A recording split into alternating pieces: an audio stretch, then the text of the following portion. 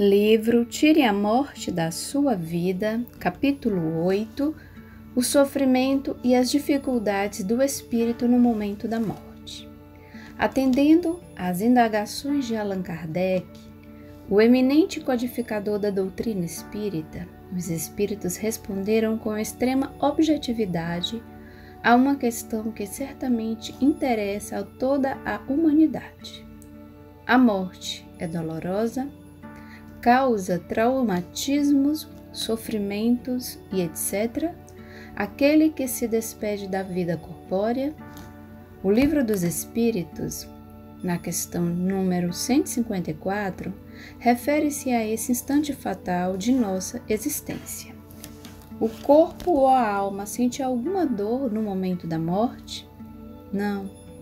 O corpo sofre muitas vezes mais durante a vida do que no momento da morte. A alma não toma nenhuma parte nisso.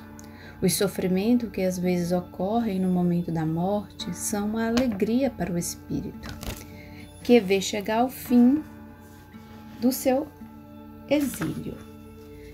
Existem alguns aspectos no momento da morte que necessitam de um trabalho bastante intenso para que o espírito que se vê em dificuldades, o rompimento dos laços que unem o espírito ao corpo físico e a ansiedade do próprio espírito com relação à sua chegada ao mundo espiritual.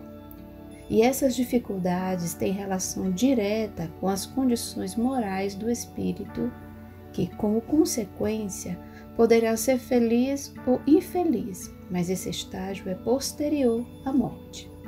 Kardec faz o seguinte comentário acerca do assunto em O Livro dos Espíritos, no fim da resposta à questão número 155.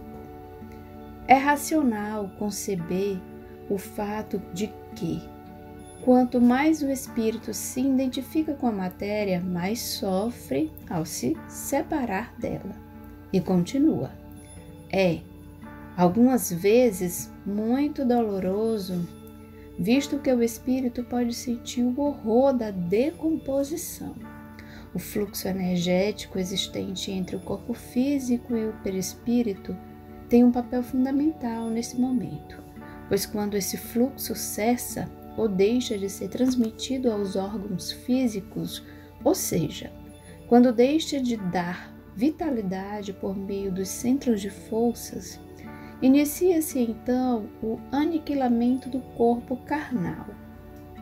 Na verdade, para o espírito consciente de seu papel diante de Deus, é uma alegria essa separação. Ele vê com grande satisfação poder libertar-se da matéria que o retém. Por isso, sua luta nesse momento é para se desprender e não em função do ato da morte, uma vez que o espírito continua sua caminhada normal. Essa rápida separação do corpo físico, que esgotou sua função, dependerá da condição moral do recém-desencarnado. A situação em que se encontra o espírito é fruto das sementes que plantou nesta vida e em outras vidas, uma vez que a morte não altera nossa natureza, nossas tendências nem nossas vontades. O espírito permanece vinculado à mesma faixa vibratória de quando estava encarnado. Cada caso é representado na balança da consciência, conforme o peso que esta representa diante da lei de julgamento. Aquele que, por exemplo, que acredita no nada, que não sente a presença do Criador em seu interior, essa hora se torna cruel. Assim como ao suicida, que tenta de todas as formas retornar, mas entra no processo de abismo sem fim, não conseguindo entender mais nada. Batem-lhe o desespero e a agonia por ver como escreveu errado em sua linha da vida. Para aqueles que se resignaram diante daquilo que não podiam mudar, que buscam um encontro consigo mesmos e com Deus, que tentaram andar sob os ensinamentos de fraternidade, de paz e de amor, esse momento é de normalidade. A separação processa-se com equilíbrio e muita ajuda. Vejamos o que nos diz Leon Denis em seu livro O Problema do Ser, do Destino e da Dor. Parte. O Problema do Ser, capítulo 10, a morte. Muitas pessoas temem a morte por causa dos sofrimentos físicos que a acompanham. Sofremos, é verdade, na doença que acaba pela morte, mas sofremos também nas doenças de que nos curamos no instante da morte. Dizemos-nos os espíritos, quase nunca há dor, morre-se como se adormece. Essa opinião é confirmada por todos aqueles a quem a profissão e o dever chamam frequentemente para a cabeceira dos moribundos. E continua. Se a morte é quase sempre isenta de sofrimento para aquele cuja vida foi nobre e bela, não sucede o mesmo com os sensuais, os violentos, os criminosos e os suicidas. Carlos Imbansani, no seu livro O que é a Morte, cita que o juiz Pecan diz o seguinte sobre o seu próprio desencarne. Não me lembro de ter sofrido.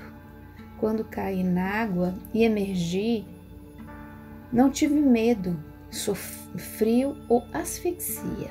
Desprendi-me sem perceber. Depois, segui minha vida que me veio acolher. Segui minha mãe que me veio acolher. Vamos observar outro caso extraído do livro O Céu e o Inferno, ou A Justiça Divina segundo o Espiritismo, segunda parte, capítulo 6, Criminosos Arrependidos. Este espírito foi assassinado e condenado pelo Tribunal de Justiça de Fox, executado na guilhotina em setembro de 1864. Tinha o nome de Jacques Latour. Disse então: eu me arrependo. Tenho necessidade de piedade, porque não sabeis o que eu sofro. Não o sabeis. Não podeis compreendê-lo. Horrível a guilhotina. Mas esse fogo que me devora é pior. É uma morte contínua. É um sofrimento que não deixa trégua nem repouso, que não tem fim. E minhas vítimas que estão ali ao meu redor, que mostram suas feridas, que me perseguem com seus olhares, e no final, após relatar o seu grande sofrimento, quando do desencarne, pede o seguinte: todos vós orai por mim, tende piedade de mim. Pelo fato de a comunicação ser muito extensa, abstenho-me de transcrevê-la por completo, uma vez que o exposto já nos dá uma dimensão da situação de um espírito no momento de seu desencarne, quando não viveu de forma conveniente as leis divinas. Na verdade, no momento da morte, o corpo cumpre seu papel de transformação, servindo de alimento a novas formas de vida. Não tem relação de causa com a dor moral, porque passa o espírito, pois é este e não aquele que sentirá as profundezas do abismo ou as levezas da subida para os planos superiores. E é no perispíritos que vamos encontrar a produção do resultado da colheita do espírito. Resumo do capítulo. A morte natural, o esgotamento dos órgãos em consequência de seu desgaste ao longo dos anos.